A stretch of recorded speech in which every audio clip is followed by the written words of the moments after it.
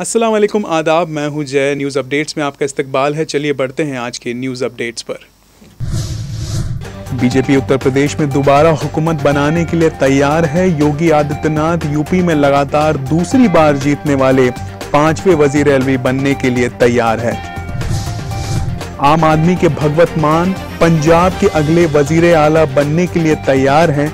इस मौके पर भगवत मान ने कहा कि मैं सीएम का हल्फ भगत सिंह के गांव खटकर कलन में लूंगा, ना कि राजभवन में। गोवा, मणिपुर और उत्तराखंड में भी बीजेपी की जीत। गोवा के वजीर आला प्रमोद सावंत ने कहा, हम महाराष्ट्रवादी गौमंतक पार्टी एमजीपी के साथ बनाएंगे पार्टी। ऑल इंडिया मजलिस इत्तेहादुल मुस्लिमीन AIMIM, जिसने यूपी इलेक्शन में 100 सीटों में उम्मीदवार खड़े करने का ऐलान किया था, यूपी में खाता खोलने में नाकाम रही है। KTR ने कहा कि रियासती हुकूमत पहली बार मूसी नदी में साफ पानी लाने जा रही है। यूक्रेन पर रूस के हमले के बाद हैदराबाद में खाने की तेल की कीमत लगातार बढ़ रही है। शहर में तेल की कीमतों में इजाफा होने के डर से लोग स्टॉक कर रहे हैं।